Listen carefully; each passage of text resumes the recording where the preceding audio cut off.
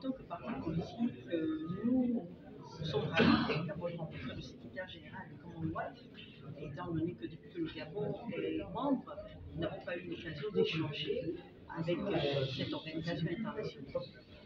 Donc, en fait, en tant que parti politique, j'ai dû prendre la parole en fait de répondre aux questionnements du Commonwealth qui vient s'enquérir de la situation particulière, je peux dire, du Gabon par rapport à ce que certains appellent entre griffes au coup d'État.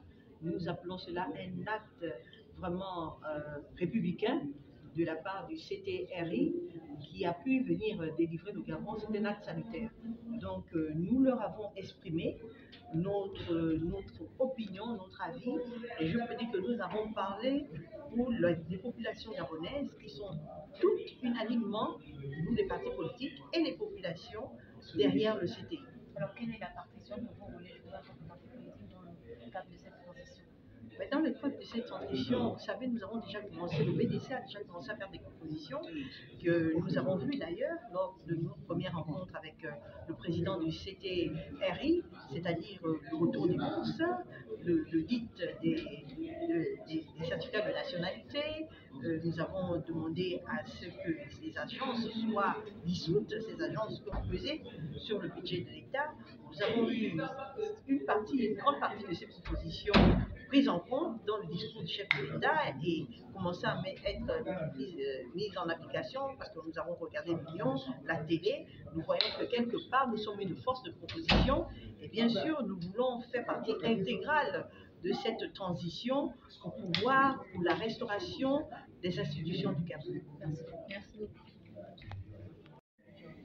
Qu'est-ce qui ressort? Quelles sont vos attentes aujourd'hui par rapport à cette opération? Madame, par rapport à cette opération, la dame devait d'abord nous dire qu'est-ce que cette organisation a fait pour le Gabon.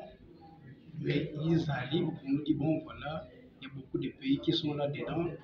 C'est le coup d'État qui s'est passé au Gabon, vraiment c'est pas une bonne chose. Mais quand les Gabonais pleuraient au Gabon, nous n'avons pas vu les organismes internationaux pour venir défendre les causes des populations gabonaises. Donc nous, on n'attend rien d'eux. Nous sommes derrière cette transition. J'espère que l'armée qui a pris le pouvoir va accompagner le peuple gabonais dans ses souffrances.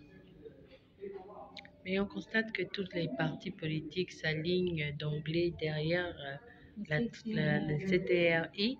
Mais est-ce que vous n'avez pas une objection par rapport à ce qu'ils font? Madame, l'objection viendra d'eux, parce que jusqu'au jour d'aujourd'hui, ils ont pris le pouvoir, un pouvoir qui était au sol.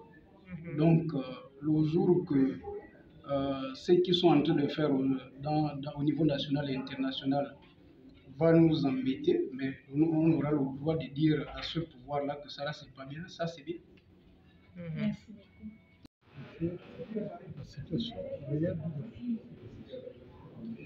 qui n'était pas forcément bien compris par la communauté internationale et particulièrement la communauté anglaise.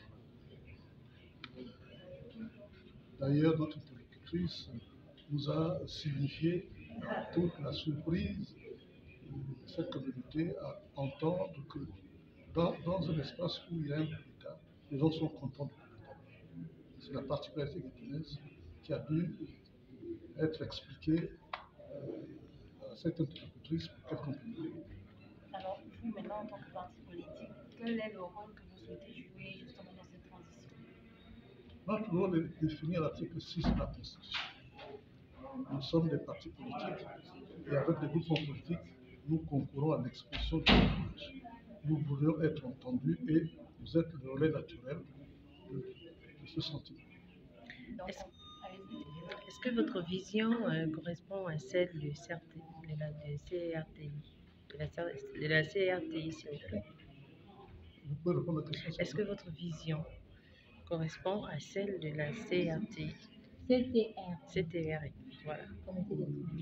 Oui, nous nous inscrivons en droit de ligne de l'action du CTR et nous estimons que si ça dure, ce serait ça exactement la position. Merci beaucoup.